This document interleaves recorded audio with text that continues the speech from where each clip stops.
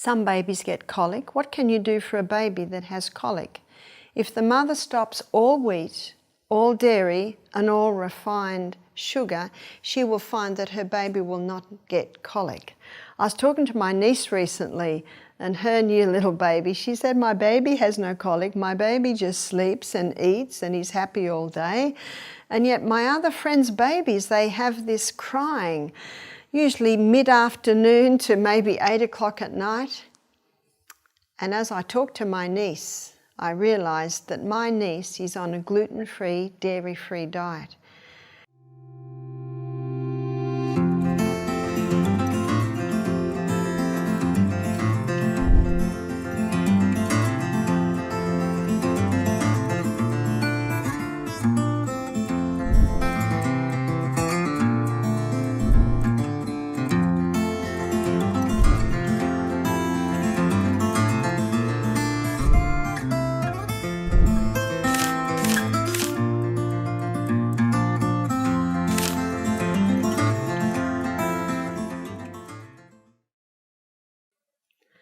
What shall I feed my baby? This is a dilemma because there are so many voices out there today. What is the best food for children? How should we feed the children? Well, I'm going to use the BHSC method, Bible, History, Science and Common Sense. And there's not a lot of talk in the Bible about how children were fed, but if you look traditionally at history, you'll find that babies were not fed food for sometimes a couple of years. Babies were often breastfed for many years. And breast milk was the predominant milk. There are some times when a mother cannot feed a baby, and this might be because of stress. That's usually the main thing that will stop a mother being able to produce milk for her baby is stress. Very occasionally you might have a situation where the baby has got a cleft palate or the baby has not got a proper roof of the mouth and the mother might have a particularly long nipple and that doesn't work, but those situations are quite rare. But what I want to do is I want to go way back. The best food for a baby is established before conception. So the mother and father, ideally, and that's not always possible, is to have a couple of years where they implement these 8 laws or these 8 principles of health so that they have a strong genetic code to give to their babies. The mother and the father must be well educated too in the functioning of the human body and also in how to prepare for the birth. The mother, it's very important that she be very active, that she practice squatting, that she know about her birth, because we are, us adults, a combination of everything that's ever happened in our life. Situation in utero, our birth, what happened after our birth. So it makes a lot of sense for parents to prepare for the birth by nourishing food, by healthy lifestyle habits so that the body is working well and the body is able to go through the birth. It is true, birth is called labour. It's very, very hard work. But if the mother is fit, if she is well nourished, if she's well slept, well hydrated, she will find that she will go through her birth a lot easier. And what I say to mothers, many mothers have gone through this. And the only thing that can really make a birth a lot harder is fear. So it's very important that the mother trust her body, the trust that God made the body, and birthing is a very natural experience. Squatting helps to get that whole area ready. Janet Velasquez, in her book, Active Birth, she advocates squatting for 10 minutes a day, all through pregnancy. So by the time you go through your birth, squatting is quite a comfortable position. It opens the pelvis, it prepares the perineum, the cervix, everything internally in that pelvic girdle is strengthened and able to go through the birthing process a lot easier. Very important that the parents or the couple choose attendance at their birth that they are comfortable with, that are on the same page, so to speak, of wanting a natural birth. In most hospitals, it's the midwives that deliver the babies, so I think it's a good idea for a couple to get familiar with midwives. I think to have checks. What about a scan, an ultrasound in pregnancy? I choose not to. My daughters also chose not to. But one of my daughters, she was quite big, and so her midwife suggested she have an ultrasound. I think she was about 33 weeks, and that's when they discovered there were twins in there. Sometimes it might be necessary. I know today, sometimes every couple of months, the mother is having a scan. I always like to know when my baby's born what sex it is. I guess some couples like to know early. There's not a lot of research that's been done on the effect of that ultrasound on the baby. I preferred not to use any intervention at all. When the baby is born, it is important that the baby be put straight to the breast, and there's a few reasons for that. One is that the sucking reflex is strongest in the first hour of life. Also, the sucking at the nipple stimulates the uterus to start contracting so that the afterbirth can come away. Also, in that first 3 days, there is no milk, but there's colostrum, which is a thick, creamy substance that is essential in the building up of the baby's immune system, because the baby's immune system, all our immune systems, are established basically by our gut flora. It also shows the importance of, before the baby is born, that the mother establish good gut flora in her gut, because her gut flora, of course, influences the gut flora that she's going to give her baby. When my babies were first born, I used to feed them one breast at a time. When I fed my babies one breast at a time, it gave the other nipple a little bit of a break. I fed my babies probably about every 2 hours for the first few weeks. About the third day, the mother wakes up and her breasts are very large, an indication that her milk has come in. If her breasts are very painful with the swelling, she can have a hot shower where she massages the breast area, always finish with the cold. She can also put bruised cabbage leaves on. With the cabbage leaf, you just bruise it a little bit or hold it in half a little bit, and it's a lovely size to go over the breast.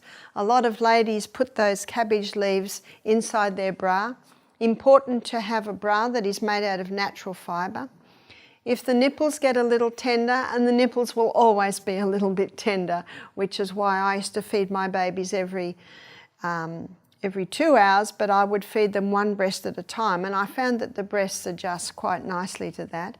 When the milk fast comes in, you might like to release both breasts, and sometimes a lady will have a shower. Well, she will express a little bit of milk in the shower just to take a little bit of relief off her breasts. If you empty too much, it gives the message for the breast to keep making that much milk. When the baby feeds, it's important that the baby face the breast. Some babies are bound up and their head comes to the side when they feed. If their head comes to the side, it puts a dragging effect on the nipple. But if the baby is facing the nipple, it doesn't drag the nipple.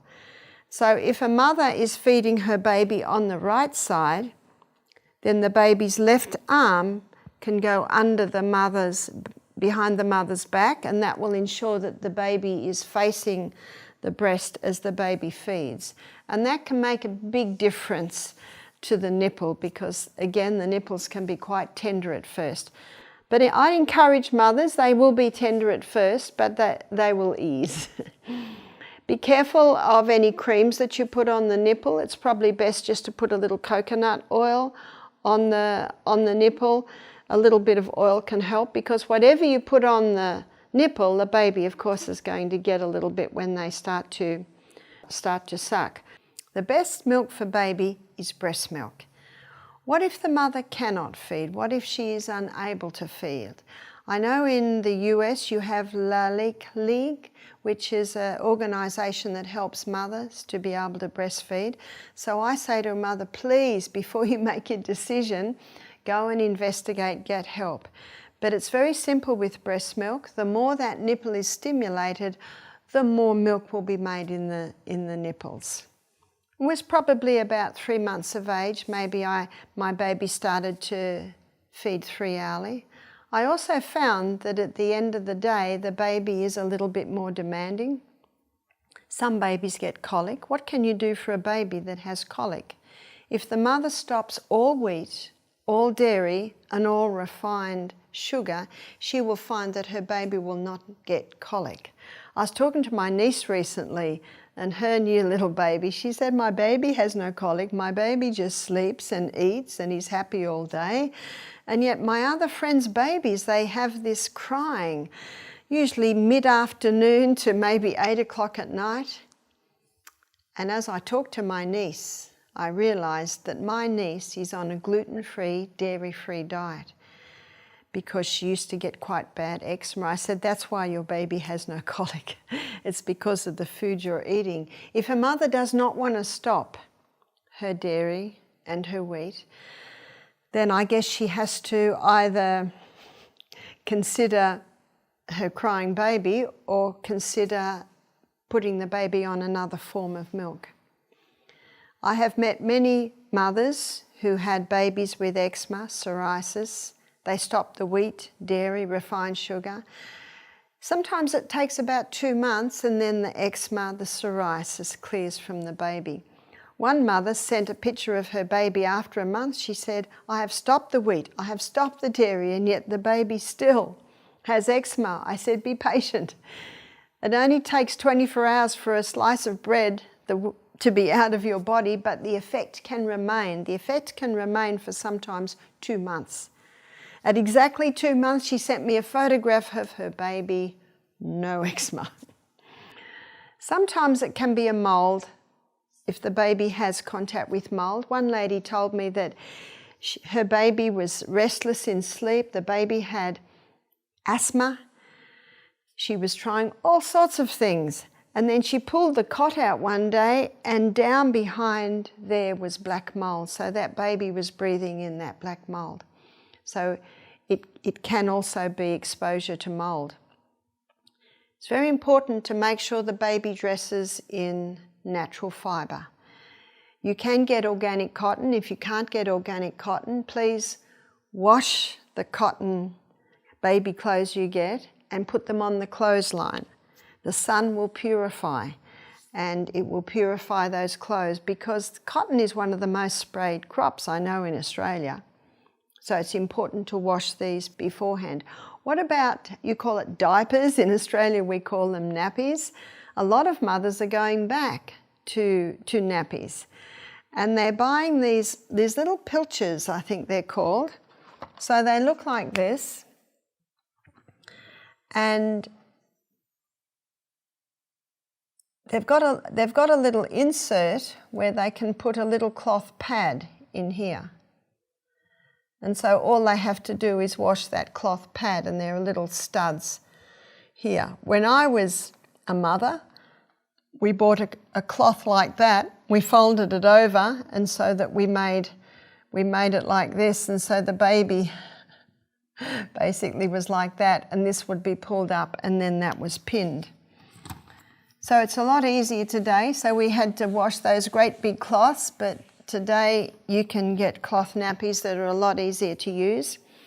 You can also get diapers, we'll call it diapers. You can get diapers or nappies, disposable ones that have been made out of starch. So when they're made out of starch, you know they don't have the bleach chemicals in them.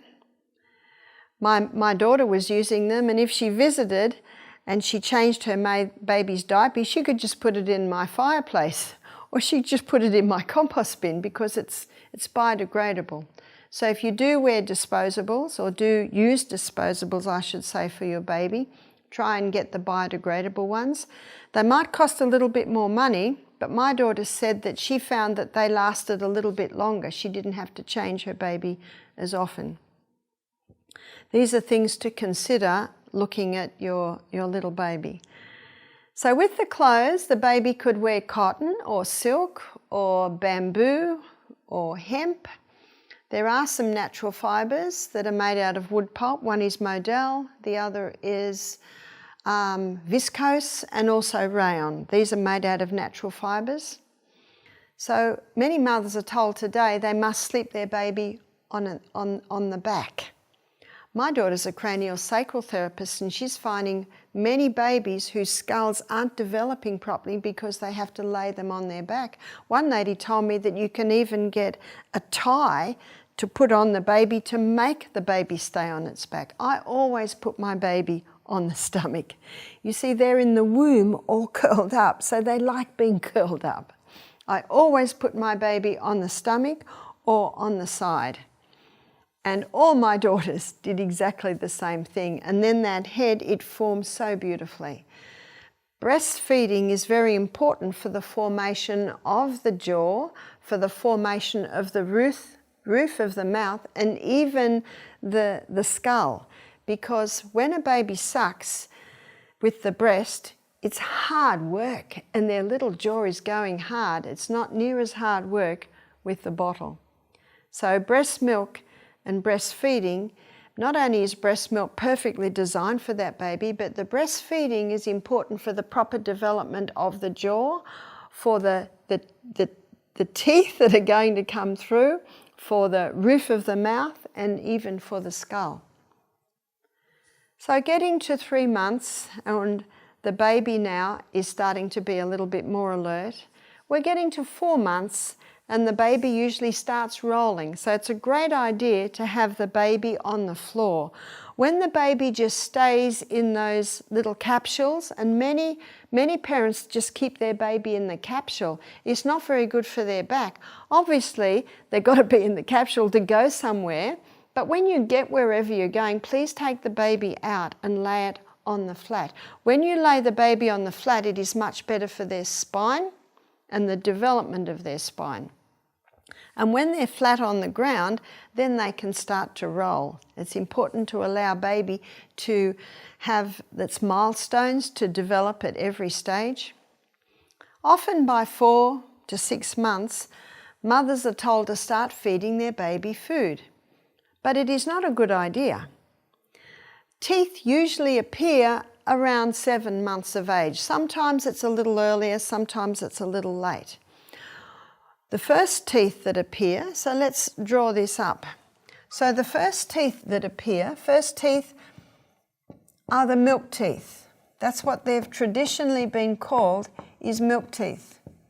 And milk teeth is comprised of the top 4 and the bottom 4. And these are the front teeth.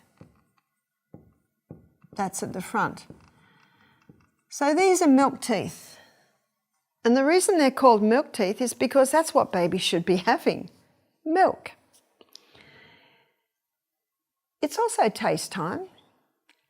Taste time is giving them a little bit of something to taste, a little bit of food, but I never did that until the baby could sit. So this is about 7.5 months. My baby could sit about 7.5 months. By then they certainly are putting things into their mouth. And my baby's first teeth came in around 7.5 months. So when you're sitting at the table, they're very social beings, they like to be there with you. Put on their little high chair a piece of cucumber, or put on their high chair a piece of apple or a piece of net bag. You can buy these net bags in the pharmacy or even in the supermarket, and you can put a piece of apple in there and they can suck away on that, and that prevents any lumps, say, going down their throat. Because when they don't have a lot of teeth, they're using more sucking.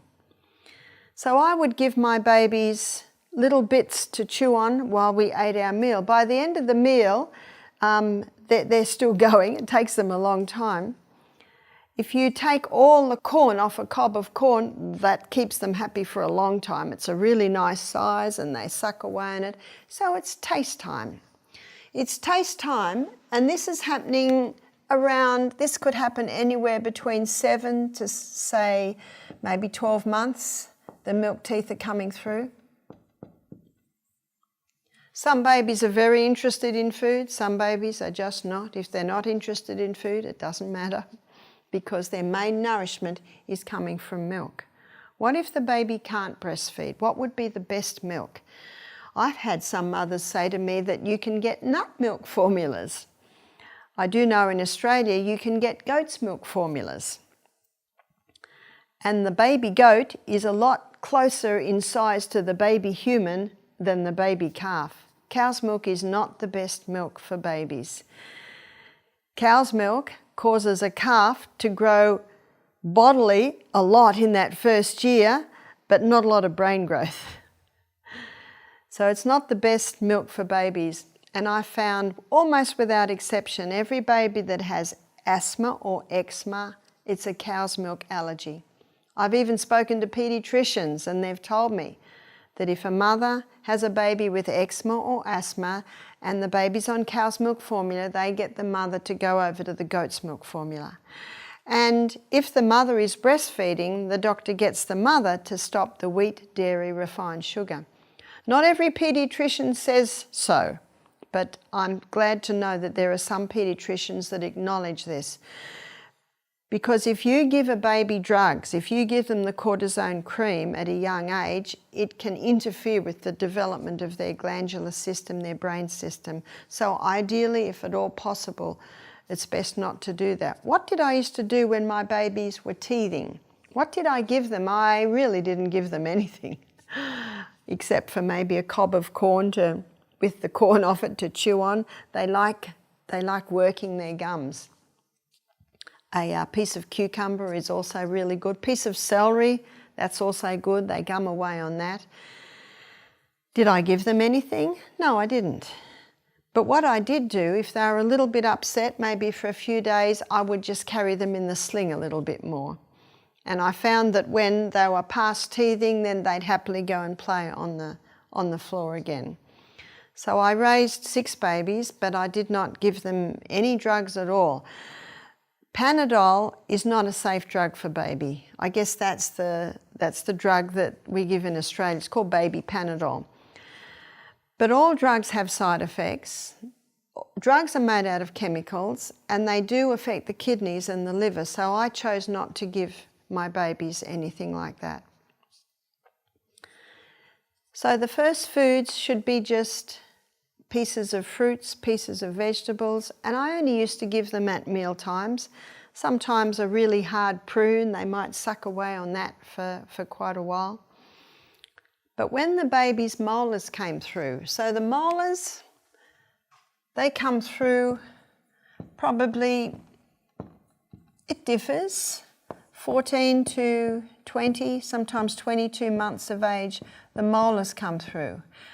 So the molars, when they come through, they're the grinders, then the salivary amylase is released.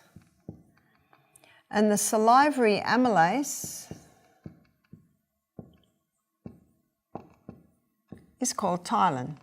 And ptyalin is the enzyme that breaks down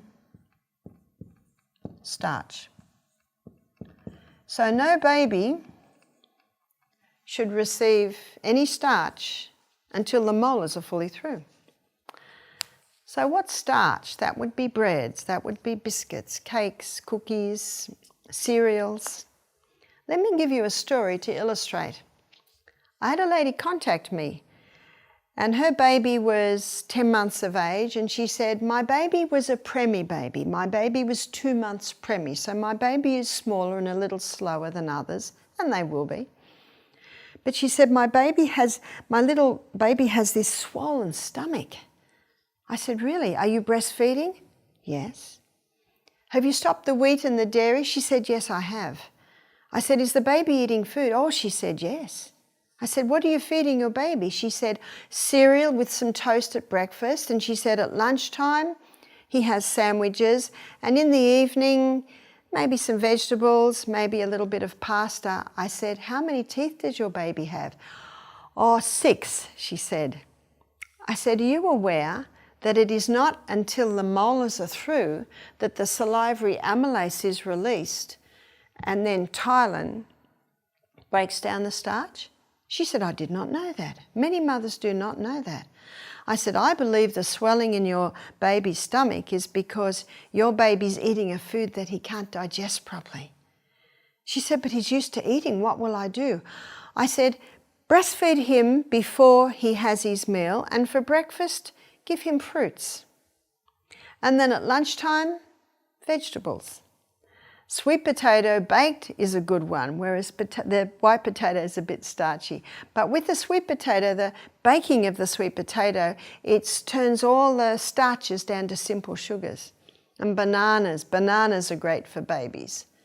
She said it took the little one a few days to get used to the different food, but she said after 3 days, his stomach went right back to normal. She said, thank you so much. I had no idea about the molars, the salivary amylase, and the ptyalin. Let's fast forward now. The little one is 14 months of age. This mother contacts me again. She said, Barbara, my little one, he was starting to crawl. He stopped crawling. He's preemie, remember, he'll be a bit late. And he won't eat any food now. All he wants is breast milk. So I began to investigate. I said, is he teething? She said, yes. She said, the molars are starting to come through. Oh, that's good, I said. But she said, what if he gets brain damage? I said, why would he get brain damage? She said, well, he's only having the breast milk. I said, did you know that hundreds of years ago, sometimes babies didn't eat any food till they were 2 or 3?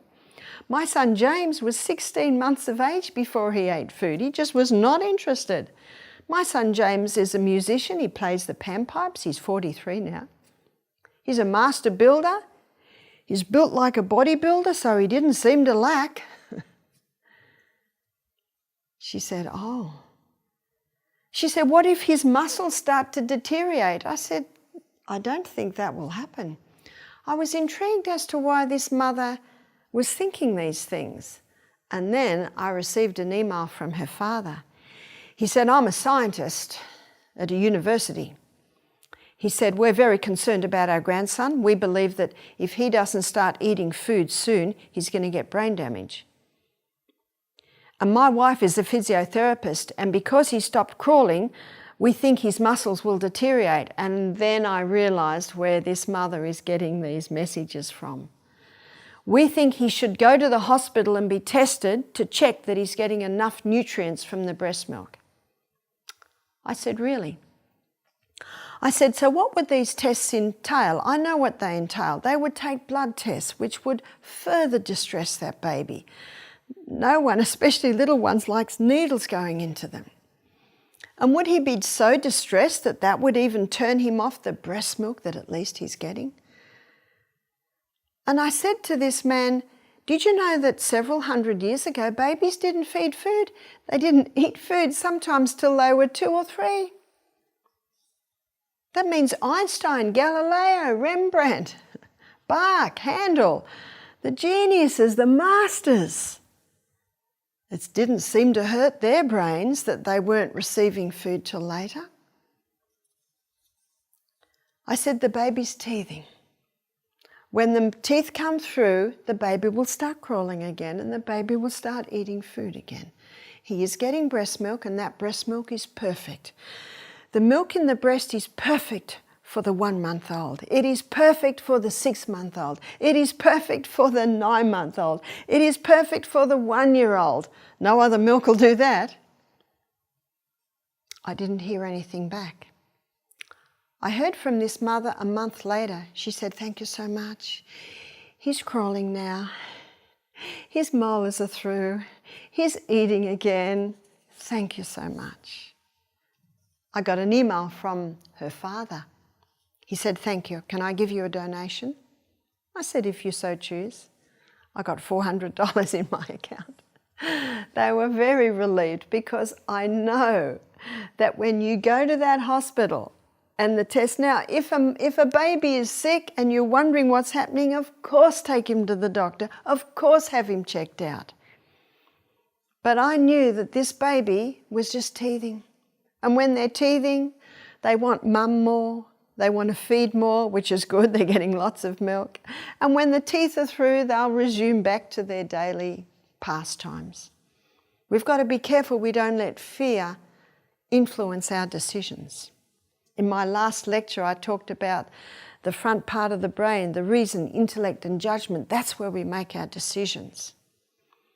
God says in 2 Timothy 1 verse 7, I have not given you the spirit of fear, but of power, of love and of a sound mind. And so when the molars come through, the baby can start eating the food like the rest of the family. My last baby I breastfed until he was 3. I think William's 33 now. Some of my babies were more interested in food than others, but I always let the teeth guide me. Let the teeth guide you. What would you feed a 2-year-old? What would you feed a 3, 4, 5-year-old?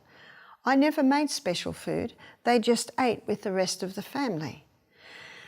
And I always steamed a bit of broccoli, or steamed a bit of cauliflower, or steamed a bit of carrot. Then the little one sees the colour and tastes the flavour, and they get to know their vegetables. So what would a breakfast be? Let's have a look at a breakfast. This is the breakfast that I feed my grandchildren. It is the same breakfast that the whole family eats. Fruit. Fruit is a great starter in the morning. And you can set the little one up at the table, or the little ones if you've got a few, and they can start eating their fruit. And that gives mother a little bit of time to get the rest of the breakfast ready. And then they can have a grain. And the grain might be oats. The grain might be millet. If a baby has eczema, if little one is prone to eczema and has a gluten intolerance, they're best to go lightly on the oats. Yes, it is a different gluten that is in wheat, but it has a different structure, but I find that they still may be sensitive to that. Quinoa makes a nice breakfast. Rice makes a nice breakfast. So you could have a little bit of all of that. The Polish and the Russians love their buckwheat. You can make nice buckwheat pancakes, so that might be your grain is buckwheat pancakes. So you can make a few things out of these grains. And then you might use coconut milk, or you might use an organic soy milk, or you might use almond. It's whatever you like and what goes well. And then children love sprinkles, so you can sprinkle ground linseed, or you call it flaxseed. So ground flaxseed, then they're getting a nice amount of the omega-3s, omega-6s and omega-9s. Ground flax, also chia seeds. So that is a wholesome breakfast, and what you'll find is you will not have to feed them again for 4 or 5 hours when they have a breakfast like that. Or another breakfast could be always starting with fruit. We always started with fruit. And then it may be a sourdough toast. And I'm going to give you a website of beautiful sourdough toast or beautiful sourdough bread. It's www.simpleneeds. This is a family business, and they are masters in the sourdough.com. And they have a lot of gluten-free. They have kamut, which is the ancient grains. They have some lovely ancient grains. And then you might have on that toast avocado. And on that you might have scrambled tofu. My grandsons love this breakfast. So you might have scrambled tofu or savoury lentils. And then you might have a few nuts. Both of these breakfasts are high in fibre. They've got generous proteins and healthy fats. So what I've given you there is probably a different breakfast for every day of the week. If you do a different grain every day and sometimes do the toast and and the more savoury type of breakfast. What about for lunch? It's a good idea to give lunch as the main meal. I have a photograph of my little boy James in his pyjamas with his head on the table with his dinner next to him. And that's what really influenced me to start giving the children the main meal at lunchtime. So what can we do for lunch? I always started the children with a salad. Just like the fruit at breakfast time, start them with a salad. Because if you put the salad and the baked potatoes and the lentil burgers on the table, they're going to bypass the salad and they're going to want to go to the burgers, the lentil dal, the baked potatoes. So I always put the salad on the table first. And they love dipping. Have a hummus dip or an avocado dip. And they love dipping bits of carrot, bits of cucumber, bits of celery. So you can start them with that, and that gives the mother a little bit more time in the kitchen to put the final touches on the last few things. She might bring the potatoes out and said, oh, they're a little hot. Oh, the lentils are a little bit hot, or the kidney beans are a little hot. So some sort of protein. It's nearly ready, just eat your salad. That's a good way to encourage them to eat the salad. And then vegetables. It might be baked or steamed or stir-fried. And then your protein. So the protein can be some form of bean, say legumes. So we have so many different legumes. It's nice to have a variety. So the legumes can be lentils or lima beans or black-eyed beans, or might be a soybean and a tofu. Organic tofu is fine as long as it is organic. Might be black turtle beans. So have a variety of the different beans. Also tofu, I guess that's also a legume. Also, you can make some nice burgers and things out of ground nuts. So I think here yesterday we had some burgers that were made out of ground walnuts and maybe some oats or millet, something like that, with onion. Lots of great recipes, nuts and seeds. We have one that our guests love, and it's lightly roasted sunflower seeds, slightly ground up, mixed with tofu and breadcrumbs and onion, and they're made into like burgers. And a nice dessert is even a few cashews. That can be very nice. I used to make my children dessert maybe twice a week, because children love sweet things. And when they'd finished their main meal, eaten all their salad veggies, then they could have the dessert. In fact, I mentioned earlier in the week, you can get some really nice recipes for raw cheesecake made out of the coconut oils with ground nuts and maybe a tin of pineapples in that. Just Google that. That's what we do today, is Google. Also little balls, and the little balls can be made out of ground nuts and seeds and a little bit of coconut oil to bind it together and put in the freezer. So there's quite a few desserts that you can make for children. So what about if they're at school? What can you do for lunch if they're at school? A great lunch that a lot of people that have been to our program are starting to do with their children is they'll do a hummus or an avocado dip and some just raw veggies, because I think we know children don't eat very much at lunch at school. You can also put those little ground nuts and seed and dried fruits balls into their lunchbox. Rice wraps, getting the rice paper, softening the rice paper, and there's all sorts of things you can put in there. You can even make those rice wraps the day before. It's a great alternative to children who are gluten intolerant. It's like a little roll that they'll eat at lunchtime. When my daughter had her children off all grain to conquer their eczema, she sent them to school with big slabs of baked sweet potato, and they'd pick that up and eat that. Also in the simple needs, that's their delicious breads. There's also gluten-free crackers that they can take. A lot of mothers with children at school have told me that they serve the main meal when the children come home from school, because they're always hungry when they come home from school. So that's another thing that you can do. is serve them their main meal then. Well, what about father? He doesn't come home for another 2 hours. Usually when father comes home, he's tired and he's very happy to just eat quietly by himself. And maybe the mother can sit and sip on a peppermint tea or have a bowl of soup with him. So there's a whole lot of things that you can do. Hippocrates said, let food be your medicine and medicine be your food.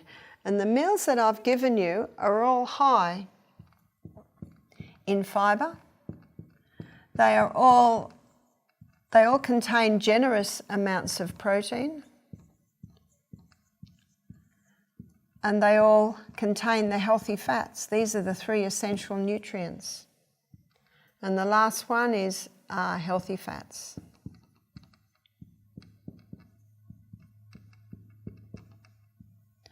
What if your child is used to living on pasta and bread? What do you do then? Well, you get the pasta and bread out of the house, and little by little you introduce the other foods. It's good to start with what they like.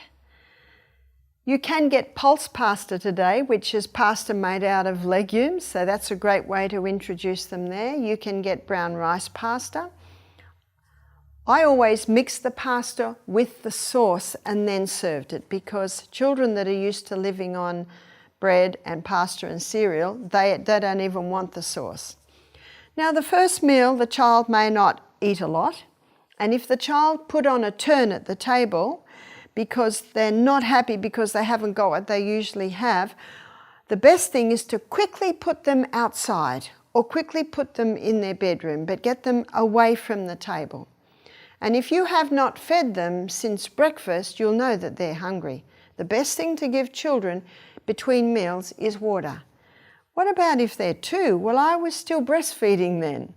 And if you give the breakfast that I showed you, I find that the children easy go. I often mind my little grandchildren, and I find it too, they can easily go.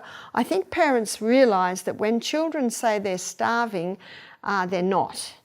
They're often thirsty. And if they say they don't want water, you can say, well, sweetheart, you won't be able to have lunch until you've drank your water. So always be kind to them.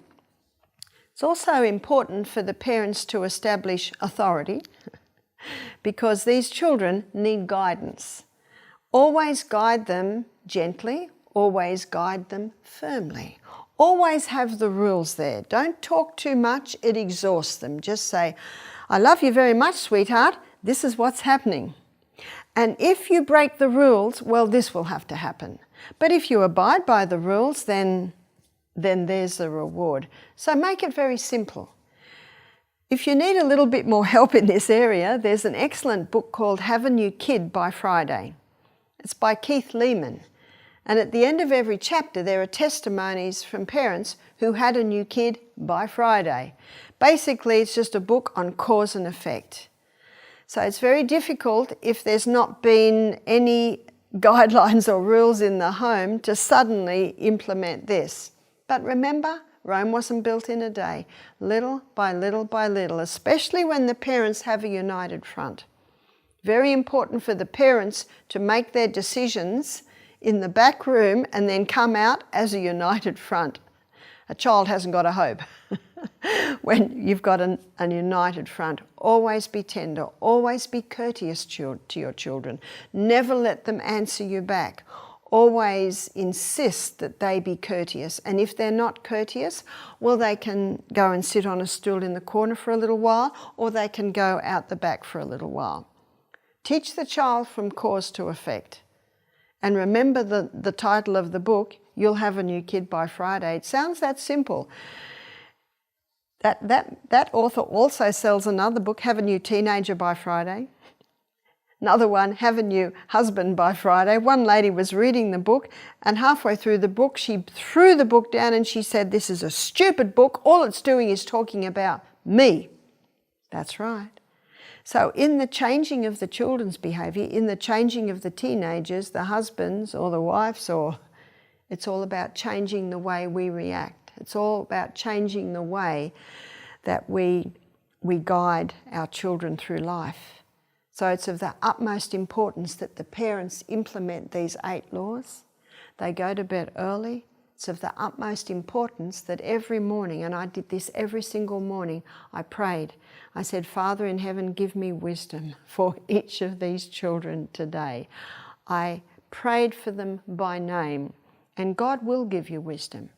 But if you've had a late night, if you had a large meal before you went to bed, if your bedroom's got technology all the way through it, then it's going to be very difficult to have the control that is necessary not to lose it when the children are frustrating. And sometimes they are. So it's very important that the parents start with their own lives. It's a wonderful thing, raising children. It's a high calling.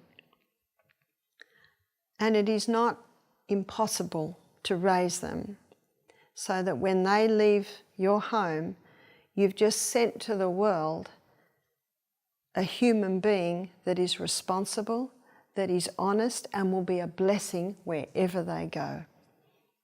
That is a high honour, and through God alone, it is possible.